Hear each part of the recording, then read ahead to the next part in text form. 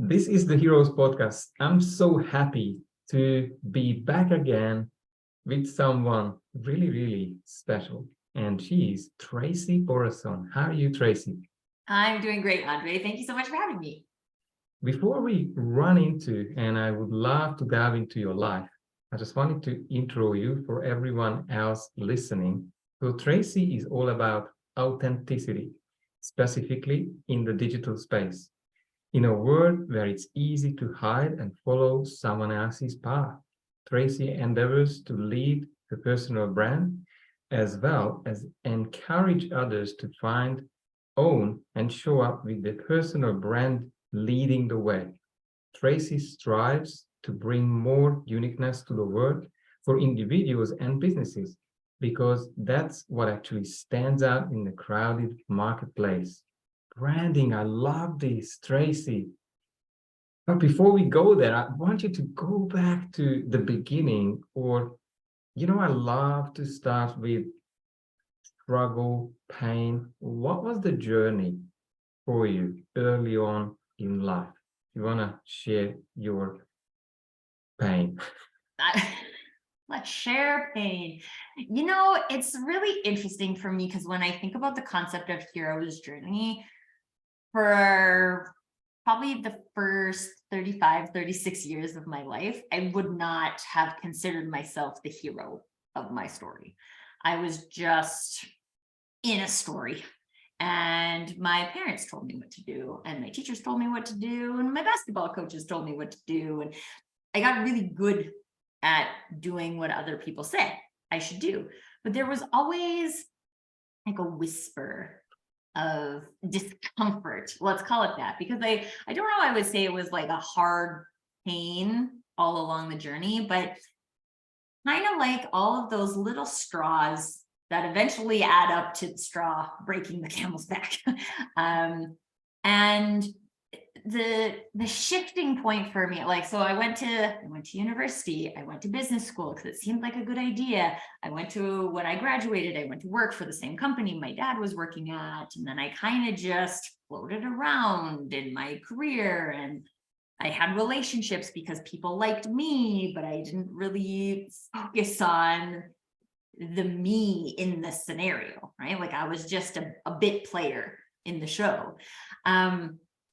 And there was one day where I was just like doing what a lot of people do, just like cleaning the house, right? I was up on a step stool, dusting some shelves, and I have no idea what prompted it, but what my brain said to myself was, I'm being my authentic self like 5% of the time. Ooh. And immediately after that, I was like, what is with that? What, like, I think I'm pretty good, right? Like, I think I'm pretty smart. I think I'm pretty nice, caring, fun, right? Like, why am I doing that? This is confusing to me.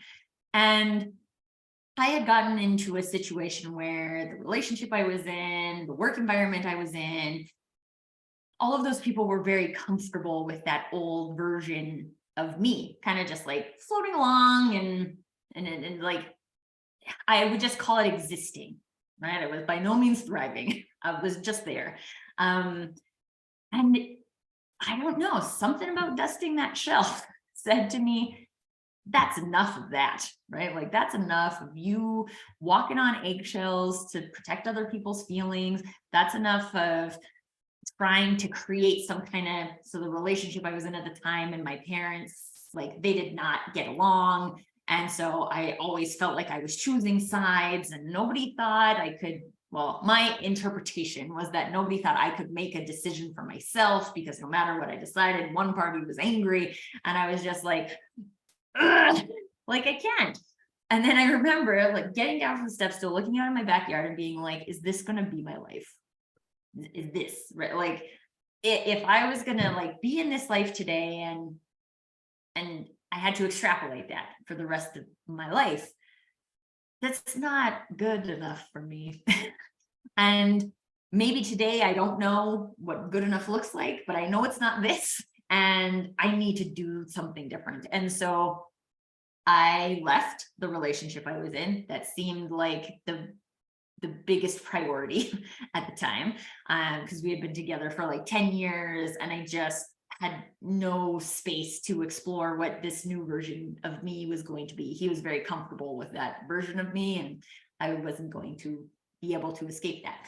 And so I left that. And then I started my foray into personal development. So the very first experience I had was with an organization called Landmark, and I did the Landmark Forum. And it's like a 3.5 day intensive coaching experience, which I had done on the recommendation of a friend of mine who had done it. And it literally changed my perspective on almost everything, because what it showed me was that like, these are the stories that I've created about my life. And my story right now isn't a story of self-worth and expression and beauty and beingness. It is just like, bleh. It's a story of blah. And so I have the power to rewrite my story. And I am consistently on the journey of rewriting my story. But now I have really owned the fact that I'm the author. I'm the hero in this story. And like, no, people like a hero's journey because not because the hero doesn't go through any challenges or anything. Like, there's always challenges and struggles and trying times for the hero, but the hero conquers those things. And the hero conquers those things not by pretending to be some other character in the cast of characters. They be themselves and figure out, like, what's my role? How do I conquer this? And maybe someone else would disagree with my way of conquering this, but this is my way. And it's been, I expect this to be a journey that I will be on for the rest of my life. And it excites me to see that, but it's just life.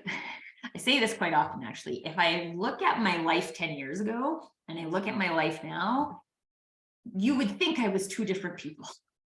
Right? Like, literally, I feel like two different people. Now I have like a huge amount of possibilities that I never could even see before. I was just in the like middle class.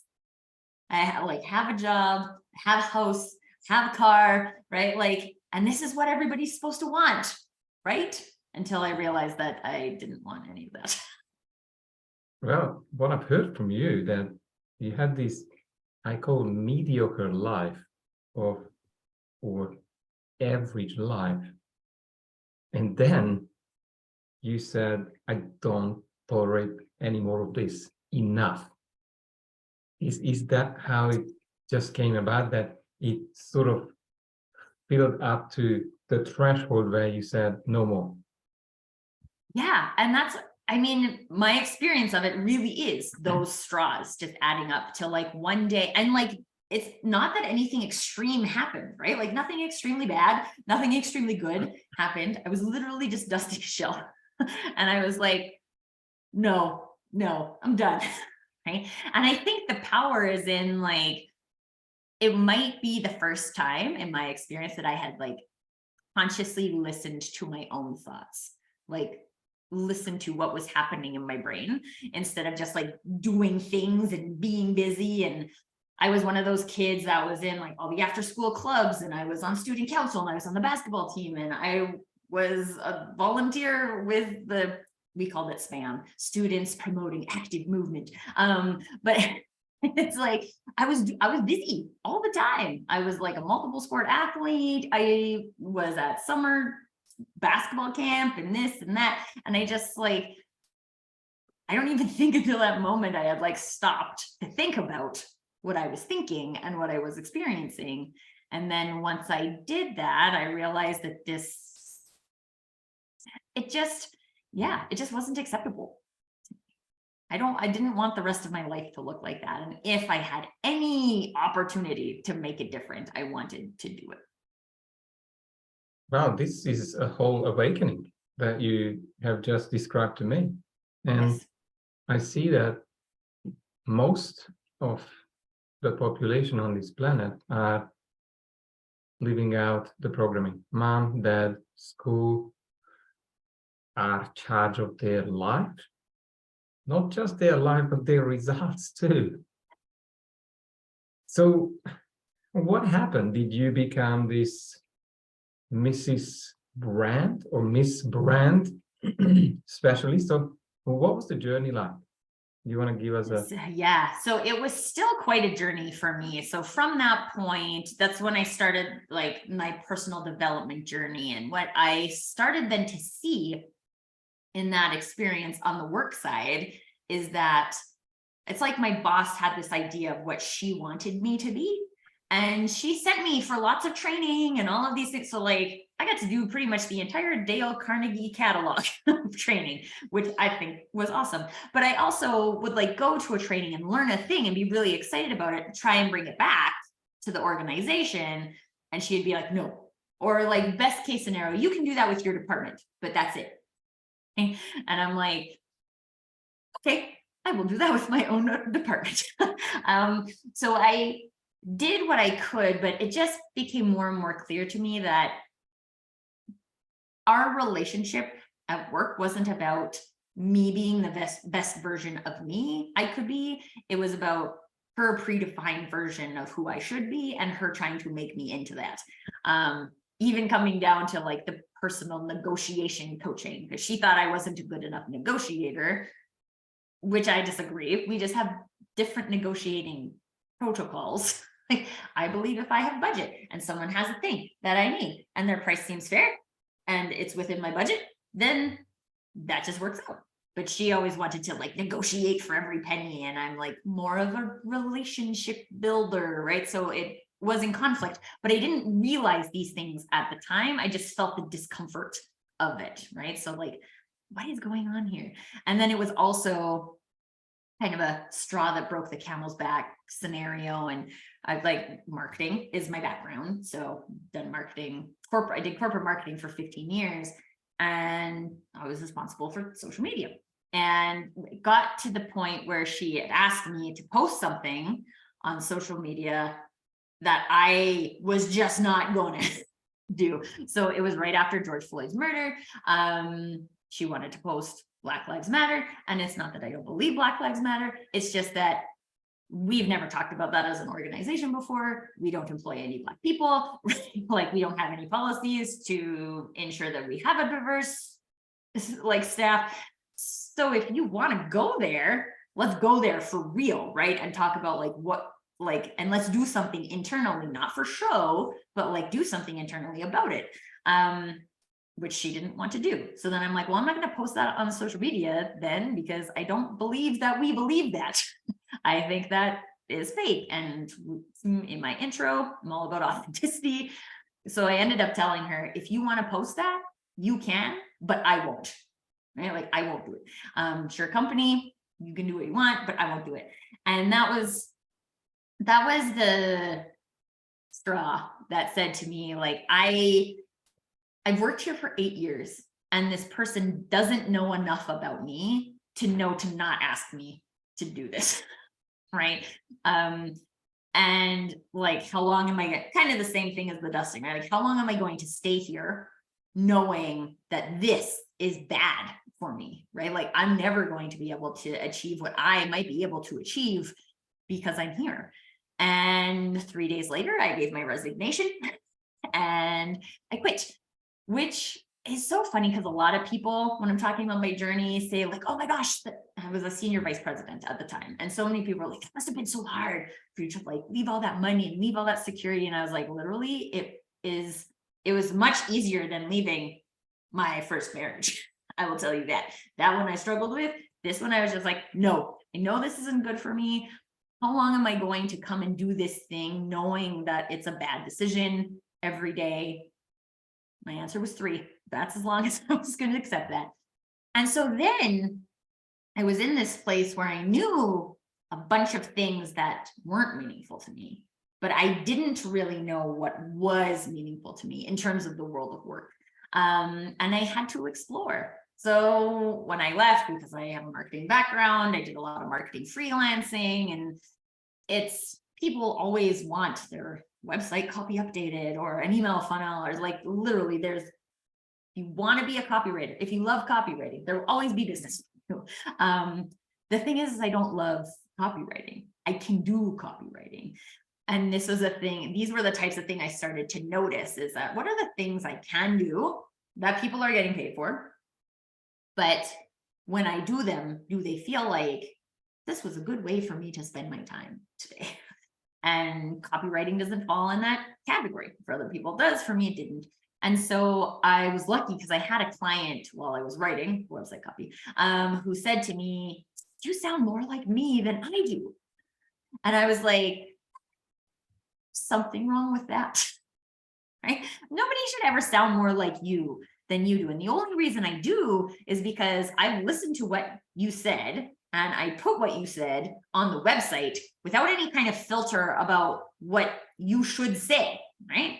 We're in one-on-one coaching, you feel comfortable with me, you tell me things, I put them on the website, right? Now, you sound more like me than I do. Yeah, because you're afraid to sound like yourself. And it was an interesting catalyst for me, because in that moment, I realized that I think this is a problem. And I don't know if everybody else will experience this as a problem, but I see this huge marketing industry, but it's not just in marketing, right? It's in people being able to connect on a personal level, in business, in personal relationships. And we don't say what we think. We don't have we don't even have a deep enough connection for us to know, like, what would I do if I took away all of the what it looks like to be a professional on LinkedIn, or what I have to write on my website for SEO, or like all of these other voices that are in your head saying how you should do a thing. How do you get back to confidence in yourself to say, like, I know what I would say. This is what I would say. I'm saying it with love. I'm saying it with helpfulness. I'm saying it with compassion. It's going to resonate with some people. It's not going to resonate with some people. There's not a single human on this planet who resonates with all 8 billion people in the world. It's not a thing. And so it's, to me, that was where I started to get into the like real, what I call deep branding. So it's not the visual branding stuff. It's not colors. It's not taglines. It's not your ideal client avatar, which I could spend a whole other episode talking about. But it's about you knowing who you are and why you do what you do and sharing that with people. Wow. And it sounds simple, but there's a lot of uncovering that needs to happen. And just like all the other bits, it's a journey. Tracy, it's resonating with me. And while you were explaining this, I was hoping I'm one of those guys who are just unfolding into social media and dares to speak things my way. And I think it's a good sign, but you tell me if I'm wrong, when one is sometimes triggering people because you cannot be loved by everyone. Well, and I think like it's interesting for me because if your intention, I think it's important to know your intention, right? For me, my intention with social media is always to open a new way of thinking, right? And if somebody has experienced specific trauma or they're like really stuck in a specific area, what I offer, like in terms of a social media narrative, might be super uncomfortable for somebody. But I'm also a big believer that, like, I'm not here to save you on social media. Like, I can't save anybody because I posted on social media today, nor is it my job to save somebody. We as individuals need to decide that we want to go on a journey.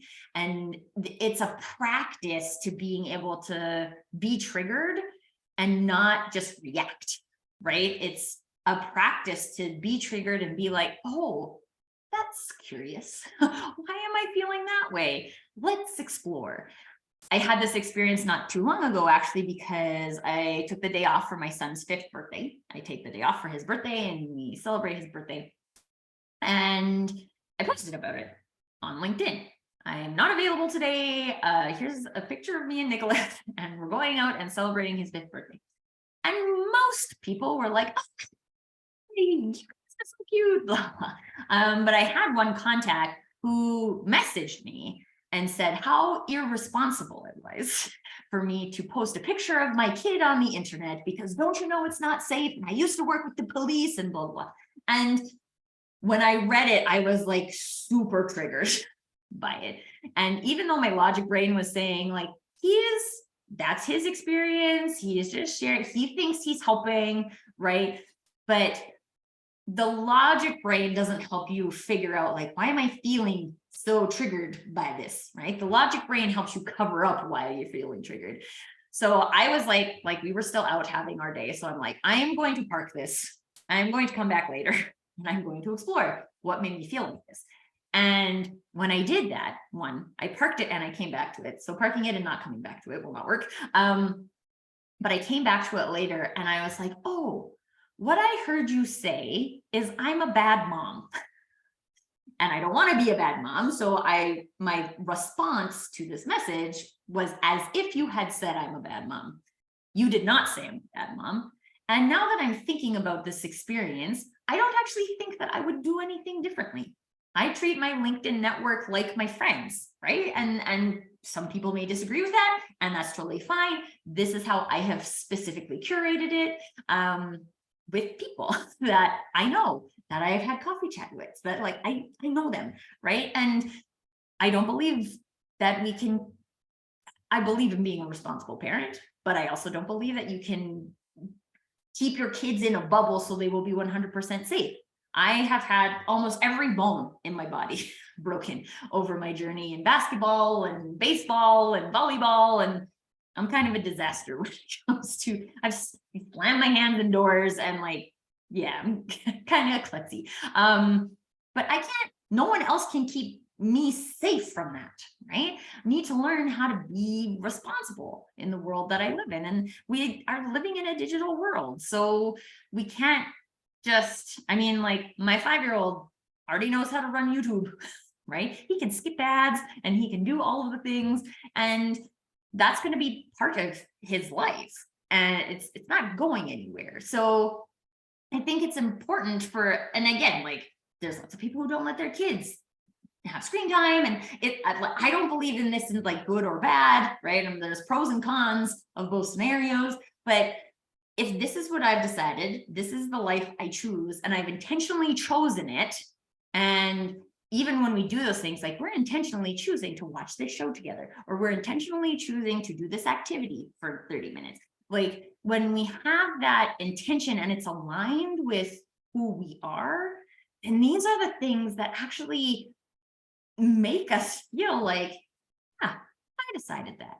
And it builds that confidence and it builds that level of self-worth to say like, I'm not hurting anyone, right? Like if I don't, like my sister and I, we have 2 different parenting theories, will you call them? Like she has a nanny.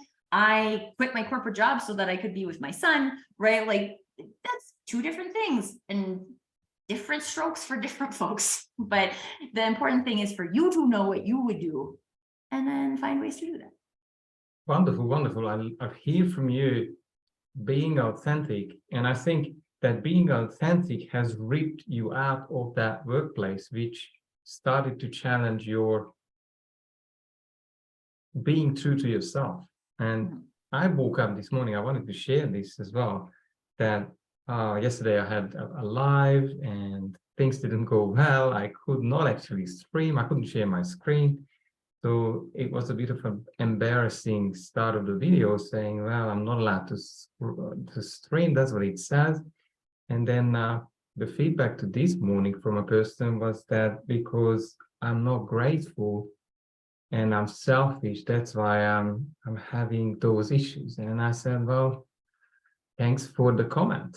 When I found out that my Zoom settings have changed. So gratitude wouldn't help me unless I actually change the settings so it functions properly. But there's strange reflections that I tend to see. People are normally reflecting themselves in most of these comments and interactions.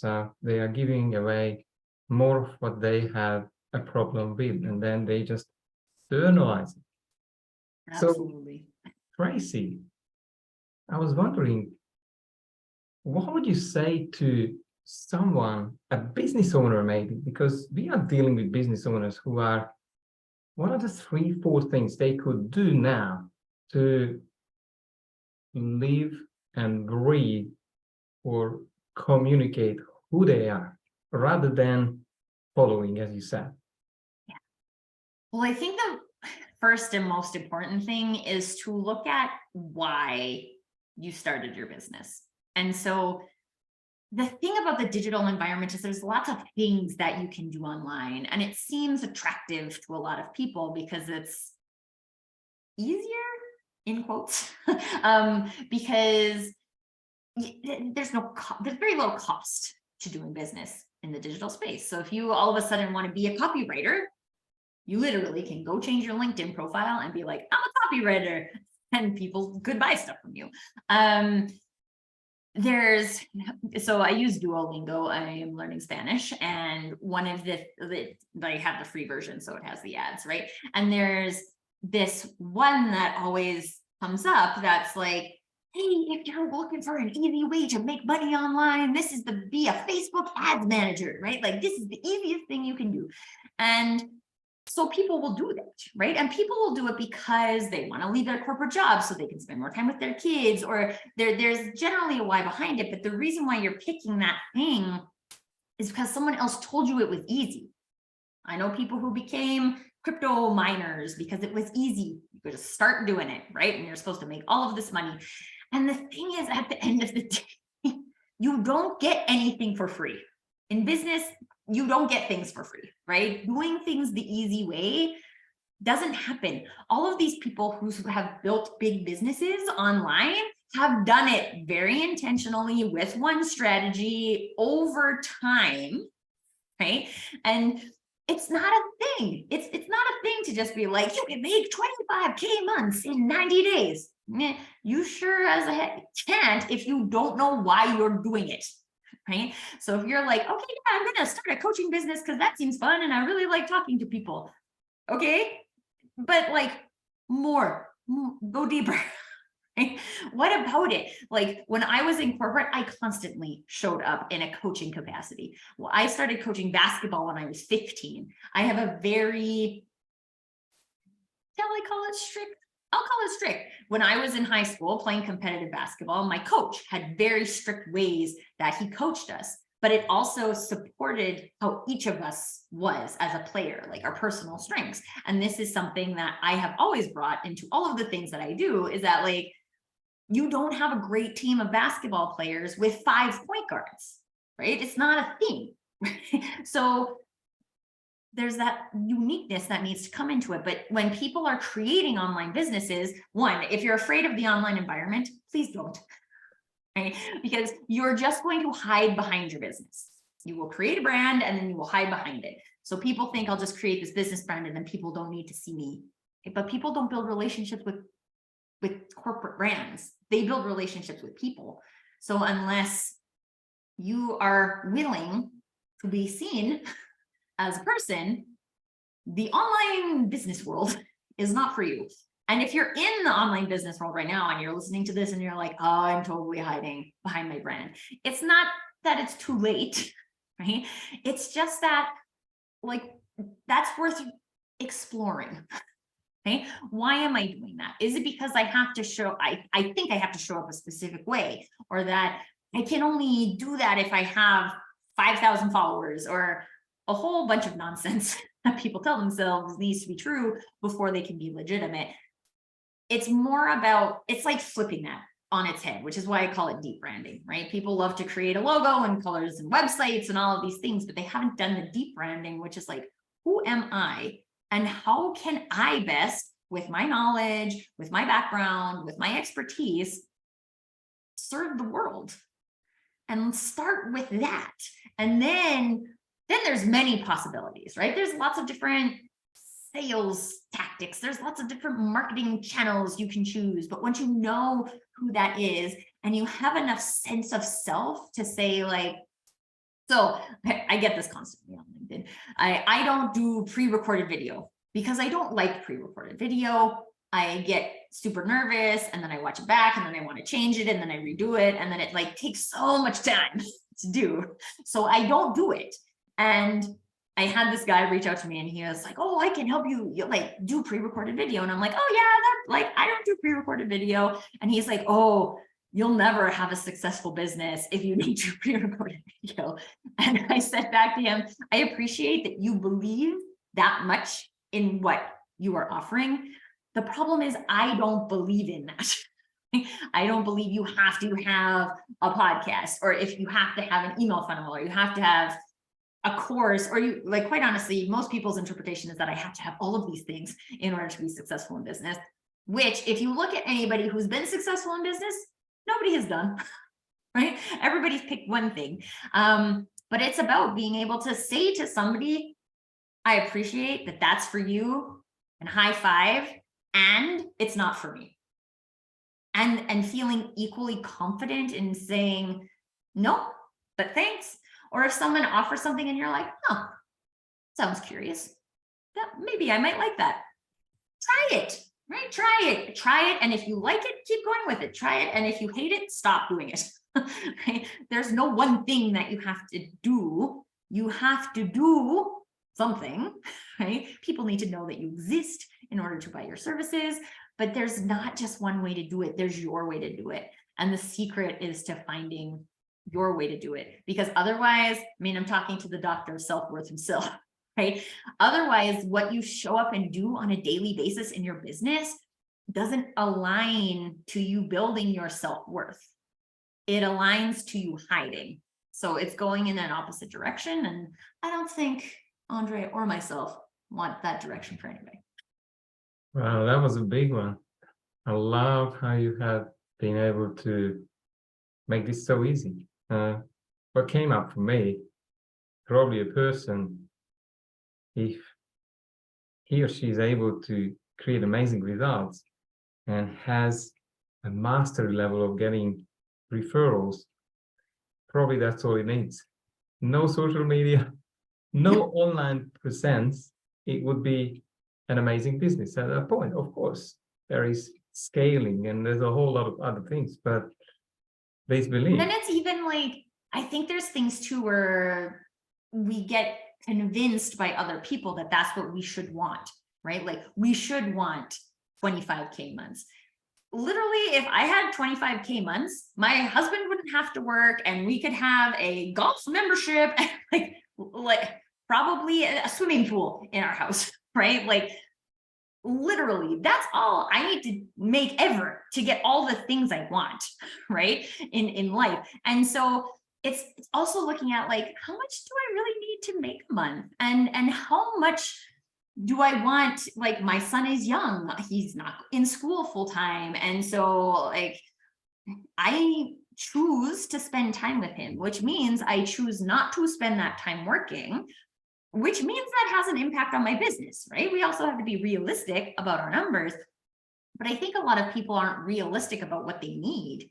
And if you're like, well, I could like feel really good about what I'm doing, making $3 grand a month. Oh, how convenient. That means I only have to have one client at a time. How hard is that? Now my funnel just has to lead to one client at a time, right? Like we try to go so big, and we look at like, oh, I'm supposed to want a big house and a yacht and like all these things, and I need to make $2 million a year in order to have those things. But I mean, in my experience, I didn't actually want any of those things. Plus, I know a lot of people who have boats who say the best day of their life is the day they bought their boat, and the second best day is the day they sold their boat. Because they didn't. It's a lot of work to have a boat. But it's about tapping into like, what do I want and why? There are people who like, quite honestly, I'm one of them. I love the digital environment. It has allowed me to actually be more authentic, I think, because I am less judgy of myself with a screen than I am when there's like no screen and I'm right in front of a person. So that's been great for me. That's not everybody's experience, right? It's just about experiencing what is real for you and then saying, would I feel good about having this business my whole life? Do I actually want to scale? right? Is this a business that is just like a personal expression for me? And like, that's what makes it meaningful. Because then if you try to scale it, you might be trading the meaning to you, right? So it's just about figuring out like, what is that balance, right? And how do you make that work for you and no one else, because no one else matters. Well, yes. The big question is, for a lot of people, the real one is what's enough, or what do you want, Mhm. not what others are suggesting. Right. And to- sometimes it's a process, it's an exercise, right? Because we have gotten very good at being fed information about things that we should want, and the real estate market is based on that, and the entertainment industry in particular is based on that, right? There's lots of industries then that are based on that, but I think it's just it's like my experience looking out the window. If everybody just like took a moment today, everyone who's listening to this, and looked out their window and said like, is this what my life is going to be? And you feel, and you answer like, yeah, I would feel good. I would feel good if my life was like this. And like, no one's life stays the same for their whole life. But if you can answer confidently to yourself, like, yeah, I'm like super happy, not that there's more direction to go, but like, yes, this is, I'm in the right place. I'm going the right direction. I'm doing the right things. Then awesome. And if you look out that window and you think, is this going to be my life? And you get a sense of dread, then there's something to explore there, in that what you have, not that it's not good what you have, but what you have isn't what you want. So then we go on the journey of all journeys to figure out, what do I want? And sometimes that means like, it may separate you from other people as well, right? That were historically part of your crew. This is something that happened to me and my sister, right? My sister and brother-in-law are both lawyers. They live the lawyer lifestyle. They have a big house in the city. They have a nanny for my niece. They have a club membership and they go for lunch there. And I don't want any of that. And if they want that, then that's fine. They can have that, and they have that. So they should be proud, but they should be able to look out their window and be like, this is what my life's going to be, and feel good about that. Last summer, we moved out of the city to a small town, and the kids run around and leave their bikes on the street. Not on the street because they get hit by a car, but like on the front lawns. And there's nothing is more than 10 minutes away, and we started buying meat from my uncle who's a butcher, and like have some friends who have chickens in their backyard, so we're getting like free range eggs, and it's like, and growing a garden in our backyard. This is the type of lifestyle we want to have, and we chose it, and we act, and like, yes, I'm married, right? I have a son, so there's a conversation, there's people more than just me involved in this. But when your people are aligned with you, and you can say like, yeah, this is what I want. This is what I said. I'm like, I just want my neighbor to like walk over to my house for a cup of sugar. Okay? Like, this is the lifestyle I want. I don't want to not know my neighbors. We're starting, it's finally summer here. So we're like, I'm going to open up my backyard. We have a huge deck in our backyard. I'm going to like open up the backyard every Sunday between 2 and 3 and be like, come and hang out and meet the neighbors and like build community in the community, because I want community. But I think one of the things people also forget is that if we do the right things, quote unquote, the right, that things will just come to us, right? And if you're doing the things that get you things that aren't meaningful to you, then that won't ever feel fulfilling. It's about pulling it back and saying like, okay, what do I want? Where do I want to be? What do I want to? I did this exercise once about writing your own eulogy. Like, what would you be proud of someone saying about you when you're no longer there? And live your life like that, right? Because you can, but you have to decide to do it. And whether it's a small straw that breaks the camel's back or a huge event that helps you to see that okay, this isn't going to cut it for me. I refuse to accept that this is it for me. Then be open to your brain sharing that thought with you. And then maybe, just maybe, take one more next step towards where you want to go. Well, ladies and gentlemen, Tracy has given us the formula to a fulfilling, successful life on purpose and intentional, chosen by design. That's what we have heard, and I hope you will re-listen these last 5 minutes, because this could really give you what you want, and not slip and slide and find out in 10, 15, 20 years time that you wasted a lot of time. So before we finish up here, I would love to have this conversation last for a few more hours. Where do we find out about your business? If you want to just give your details, we'll put everything under the video, but just in case, if you could tell us how to find you and what's the best way to engage?